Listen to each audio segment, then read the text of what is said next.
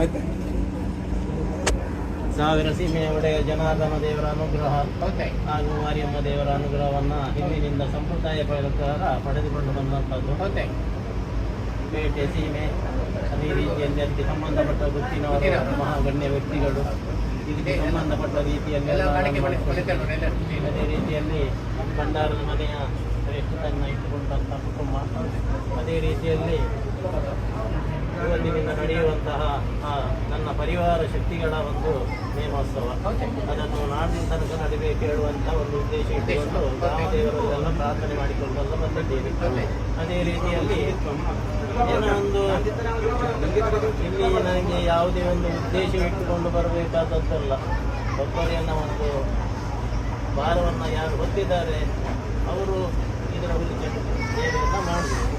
ಆ ಭಕ್ತಿ ನಿಷ್ಠೆಯಿಂದ ಮಾಡಿಸಿಕೊಂಡು ಸ್ವಲ್ಪ ಅವರಿಗೆ ಬರ್ಲಿಕ್ಕೆ ಅನಾನುಕೂಲ ಎಲ್ಲ ಅವರಿಗೆ ಮೊದಲಿಂದಾಗಿ ಬೇರೆ ಯಾರಿಗೆ ಸಂಬಂಧಪಟ್ಟ ಬೇರೆ ಬಂದು ನಿಂತು ಅವರ ಪರವಾಗಿ ಬಂದು ಈ ಸೇವಾರ್ಥವನ್ನು ತಡ್ತಾ ಇದ್ದಾರೆ.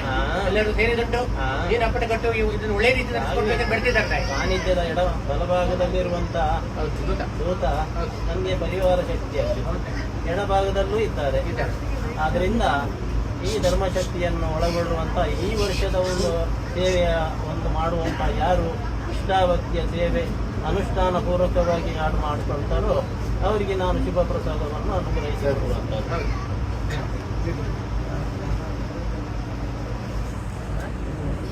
ಎಲ್ಲರ ಅರ್ಪಣೆಯನ್ನ ಪಡೆದು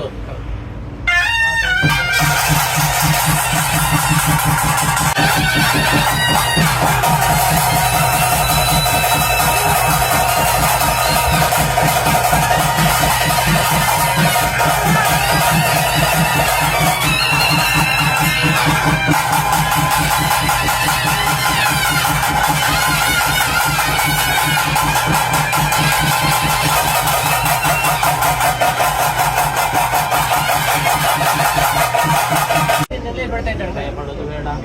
ಯಾವುದೇ ಅಪಕೀರ್ತಿ ಬಾರದ ರೀತಿಯಲ್ಲಿ ನಾನು ನೋಡಿಕೊಳ್ತೇನೆ. ತೆರೆಮರೆಯಲ್ಲಿ ನಾನು ಇದ್ದುಕೊಂಡು ಸೇವಾರ್ಥ ಮಾಡಿಸಿದ ಫಲ ಕೊಡ್ತೇನೆ.